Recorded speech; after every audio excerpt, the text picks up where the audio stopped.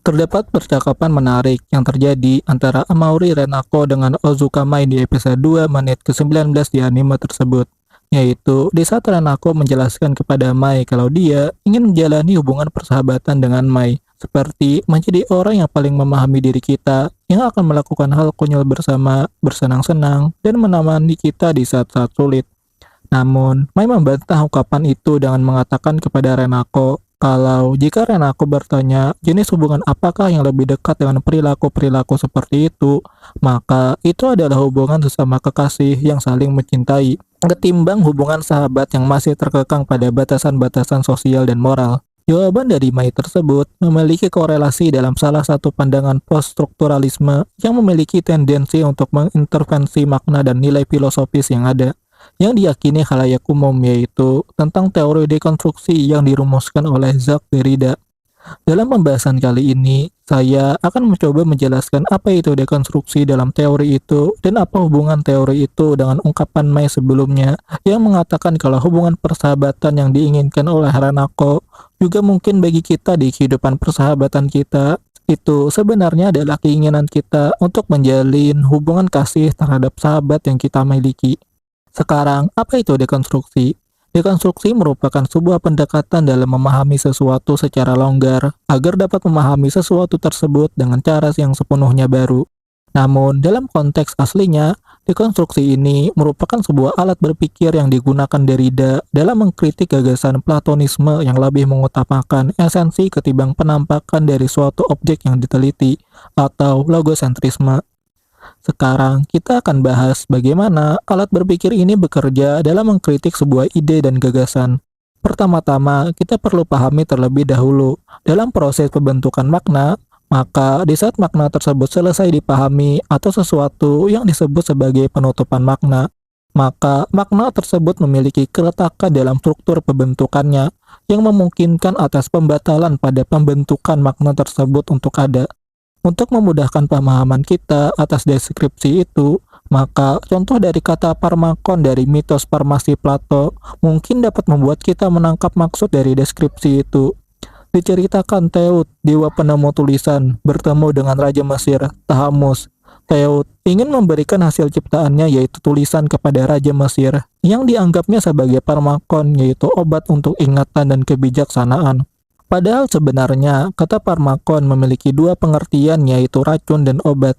Namun dalam kasus Dewa Teot ini, dia secara sengaja cuma mengambil satu definisi dan menekankannya pada satu definisi tersebut, yaitu parmakon sebagai obat untuk mencegah kelupaan dan meningkatkan pengetahuan. Raja yang menyadari permainan kata-kata yang sedang dilakukan oleh Teot ini membalas dengan mengatakan kalau kebaikannya sebagai guru seni bagi Raja Mesir tersebut membuatnya berlaku salah dan melenceng dari makna sebenarnya, yaitu dari bagaimana awalnya tulisan tersebut ditujukan sebagai obat untuk menghilangkan kelupaan dan meningkatkan pengetahuan. Padahal yang sebenarnya terjadi adalah tulisan itu bertindak sebagai racun karena membuat orang yang menggunakan tulisan tersebut tidak perlu lagi melatih pikirannya untuk mengingat, yang pada akhirnya menyebabkan penumpulan fungsi otak dan jiwa manusia.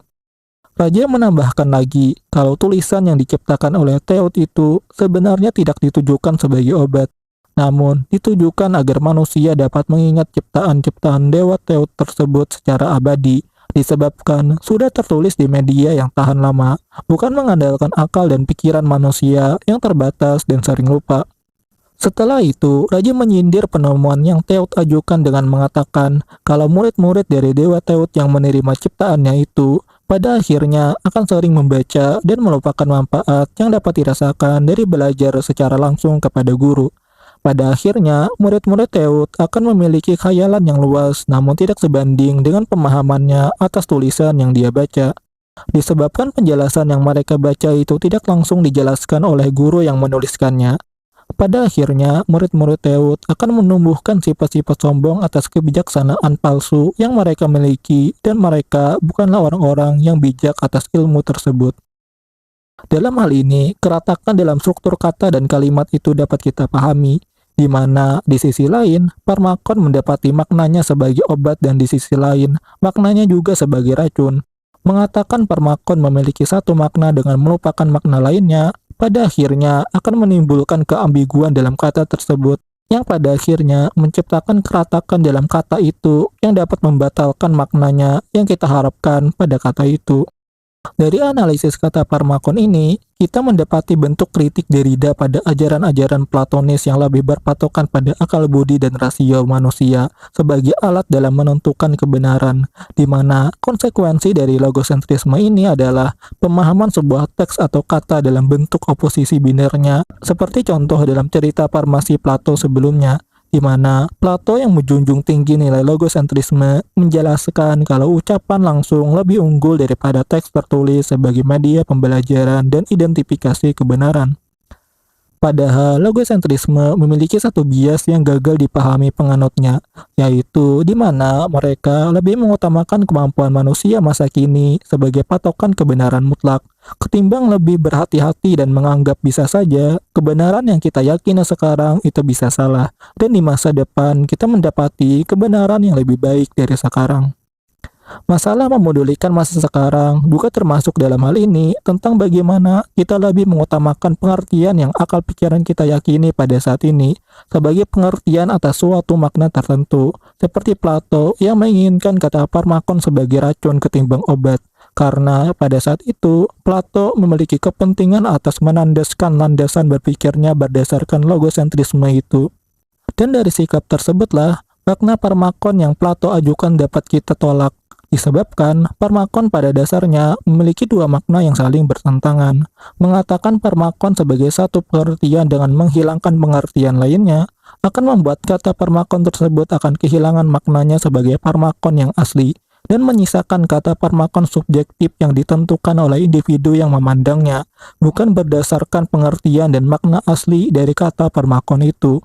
Dari sini, logosentrisme yang dijadikan landasan akan kebenaran logis dan objektif bagi Plato pada akhirnya menunjukkan rupa aslinya berupa subjektivitas murni berkedok objektif logis.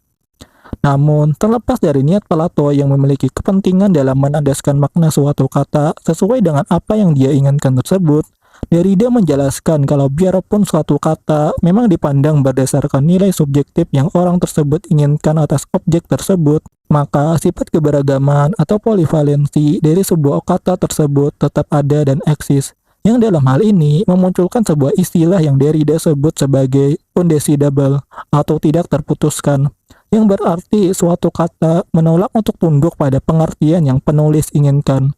Ini bukan berarti suatu kata akan memilih berpihak pada makna lainnya yang berseberangan dengan niat asli penulis.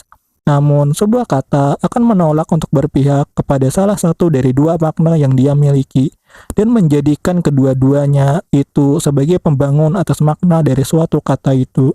Sampai penjelasan ini, sebenarnya kita sudah bisa menjelaskan permasalahan yang saya angkat dalam pembahasan kali ini. Namun, dalam artikel yang menjadi sumber referensi dari pembahasan kali ini, Gerasimos Kakoliris selaku orang yang menjelaskan pandangannya Derrida atas masalah yang terdapat pada cerita Farmasi Plato sebelumnya, menjelaskan kalau terdapat sebuah kesalahan dalam bagaimana Derrida memahami makna beragam dalam suatu kata tersebut, yang menurutnya yang seharusnya menyebabkan ambiguitas dalam suatu kata bukan berdasarkan dari makna pada kata tersebut, namun dari efek yang dihasilkannya sebagai suatu zat tertentu. Oleh karena itu, lebih baik kita memahami hal tersebut terlebih dahulu sebagai pertanggungjawaban atas teori yang kita gunakan sekarang. Sekarang kita akan bahas apa maksud dari penulis itu yang menjelaskan kalau ambiguitas suatu kata itu terletak dari efek yang dihasilkan kata tersebut dalam wujudnya sebagai suatu zat tertentu. Itu jika dicontohkan dalam teks Parmakon sebelumnya, mengutip kamus terjemah Yunani Inggris dari Liddell Scott Jones, kata Parmakon diartikan dalam kamus tersebut sebagai sarana untuk menghasilkan sesuatu, bukan obat dan racun seperti yang Plato dan Derrida jelaskan. Ini sekaligus mengubah arus penjelasan yang Derrida jelaskan, yaitu Parmakon sebagai obat menurut Dewa Theot dan Parmakon sebagai racun bagi Raja Mesir. Itu bukan bermakna secara eksplisit obat dan racun, namun dari efek yang dihasilkan oleh benda yang diberi imbuhan Parmakon itu, yang dalam konteks ini adalah tulisan. Apa maksud dari tulisan sebagai Parmakon? itu berarti tulisan bukan menjalani fungsinya sebagai racun yang kita bayangkan sebagai sebuah senyawa yang dapat mengancam jiwa, atau obat yang dapat menyembuhkan diri yang terluka. Namun, dari efek yang dihasilkan keberadaan tulisan itu sendiri dalam kehidupan manusia, yang dalam sudut pandangnya Dewa Teut, itu dapat menjaga ingatan dan kebijaksanaan. Dan dalam sudut pandangnya Raja Mesir, itu dapat memproduksi kenangan yang menimbulkan imajinasi dan angan-angan. Jika ditinjau dari percakapan Teot dengan Raja Mesir, maka seperti jawaban dari Raja Mesir sebelumnya, Raja Mesir tersebut tidak pernah menyerang kepada kata parmakonnya, namun menyerang ke arah tulisan yang diciptakan oleh Teot. Yang bagi si Raja, tulisan tersebut akan menciptakan parmakon kenangan yang akan dirasakan oleh manusia. Apakah itu sebuah racun atau hal yang buruk bagi manusia? Itu bukanlah inti permasalahannya. Inti permasalahan yang ingin Raja Mesir angkat adalah efek yang dihasilkan oleh tulisan yang diciptakan oleh Teot itu tidaklah seperti yang Teot jelaskan, namun dengan menghasilkan hasil yang lain. Yang kemungkinan dari hal inilah yang membuat tulisan tersebut dapat menjadi salah dan benar tergantung dari arah yang akan dituju dari kemungkinan yang lain tersebut. Yang dalam konteks ini, tulisan yang diciptakan oleh Teot mengarah ke arah yang lain yang bertentangan dengan kebijaksanaan yang Teot janjikan. Jadi, dalam hal ini, kata parmakon itu bekerja sebagai identifikasi kesalahan pada suatu keadaan, bukan parmakon dalam bentuk maknanya secara eksplisit yang berarti racun, yang menandakan kalau tulisan yang diidentifikasikan sebagai parmakon tersebut dapat menimbulkan efek negatifnya, seperti halnya racun yang dapat memberikan dampak buruk bagi tubuh manusia. Jika dicontohkan, itu mungkin seperti kata anjing di zaman sekarang, yang bukan hanya berarti hewan anjing, namun menjelaskan keadaan atau fenomena yang sedang dihadapi oleh orang yang mengatakan kata anjing tersebut merupakan sebuah fenomena dan keadaan yang mengerikan atau di luar dari prediksinya, atau sesuatu yang sama sekali tidak masuk akal. Kata anjing yang diucapkan dalam hal ini menjadi tanda akan suasana buruk yang terjadi yang dialami oleh orang yang mengatakan kata tersebut, bukan merujuk kepada sebuah bentuk fisik anjing secara konkret. Jika kita kembalikan pembahasan panjang ini kepada masalah Mai dan Renako sebelumnya, jelaslah dalam hal ini kalau Mai sedang melakukan sebuah dekonstruksi makna sahabat yang diajukan oleh Renako, di mana Renako gagal memahami kalau deskripsi sahabat yang dia inginkan itu sebenarnya juga terdapat di dalam deskripsi dari sesama kekasih yang saling mencintai. Kegagalan Renako ini disebabkan karena Renako dari awal memilih sendiri makna dari kata sahabat yang dia inginkan. Yang karena makna sahabatnya itu ditentukan secara subjektif itulah, maka hasil definisi yang diungkapkan oleh Renako itu menghasilkan hasil yang kurang lebih sama dengan definisi dari seorang kekasih. Secara tidak langsung, definisi yang Renako ajukan itu menjelaskan perasaan dan keinginan besar Renako akan hubungan kekasih. Namun, karena satu hal, dia memilih mempercayakan identifikasi keinginannya tersebut kepada kata sahabat. Hal ini disadari oleh Mai melalui penggunaan kata-kata yang diucapkan oleh Renako. Ini juga mirip seperti Plato sebelumnya yang menjelaskan makna parmakon sebagai obat, disebabkan Plato memiliki kepentingan pada makna tersebut agar dapat menandaskan landasan berpikirnya. Begitu juga dengan Renako, di mana dia juga ingin menandaskan keinginannya dan harapannya tentang hubungan pertemanan yang kuat dan kokoh. Namun sebenarnya yang Renako inginkan itu adalah hubungan yang mirip-mirip dengan hubungan kekasih. Karena budaya normal tidak mengizinkan hubungan sesama jenis itulah, membuat Renako terpaksa menandaskan keinginannya atas hubungan pertemanan yang erat itu dengan sebuah kata sahabat, alih-alih pasangan dan kekasih, agar melindungi dirinya dari penghakiman moral dan sosial yang membenci perilaku menyimpang seperti itu. Hal tersebut dapat kita pahami di episode 1 menit ke-10 pada anime tersebut, di mana di saat Mai mengungkapkan perasaan sukanya kepada Renako, Renako menolaknya karena itu bukanlah sebuah status hubungan yang Renako inginkan. Namun Mai merespon penolakan Renako tersebut dengan mengatakan, "Apakah kamu kebingungan karena aku adalah seorang perempuan?" Dan dari hal itu, membuat Renako berpikir sejenak, seolah-olah ungkapan cintanya Mai itu merupakan hal yang Renako inginkan selama ini. Namun, dalam upayanya menjaga dirinya dari beban moral dan sosial, dia memilih untuk menolak hubungan itu. Atau dalam contoh lain, episode 10 menit ke-16 pada anime tersebut, di saat Renako dan Sena Ajisai ngobrol tentang hubungan romansa dan perbedaannya dengan hubungan persahabatan. Di saat itu, Ajisai menjelaskan kalau dia mengetahui perbedaan antara sahabat dan kekasih, yaitu dari bagaimana kita bernafsu dengan orang yang kita anggap sahabat atau kekasih itu. Yang dalam hal ini, Ajisai mengonfirmasi kalau definisi tentang sahabat dan kekasih bukanlah definisi yang konkret yang memiliki perbedaan yang nyata di antara keduanya. Namun, keduanya itu justru merupakan hal yang sama. Yang membedakannya adalah bagaimana kita melihat pasangan kita berdasarkan tendensi dan kecenderungan kita terhadap orang yang ingin kita jadikan sahabat atau kekasih itu. Jika kita ingin menjadikannya sebagai kekasih, maka dia secara otomatis menjadi kekasih, tanpa harus memenuhi persyaratan tertentu untuk menjadikannya sebagai seorang kekasih dan juga sebaliknya. Singkatnya, hubungan persahabatan dengan hubungan antar kekasih pada dasarnya berada dalam wilayah makna dan pendefinisian yang sama. Yang membedakan di antara kedua hal tersebut hanyalah hasrat kita atau keinginan kita untuk menjadikan orang tersebut mau masuk dalam hubungan apa dan seperti apa. Karena penentuan hubungan tersebut bersifat subjektif, maka di saat kita masih menentukan hubungan apa yang cocok untuk orang yang ingin kita dekati itu, orang itu pada dasarnya sudah berada dalam dua keadaan sekaligus, yaitu dia sebagai sahabat kita juga sebagai kekasih kita. Keputusan kita setelah itu akan menggugurkan makna dari definisi lainnya. Namun, pengguguran makna tersebut tidaklah menghilangkan makna tersebut di saat makna lainnya kita pilih.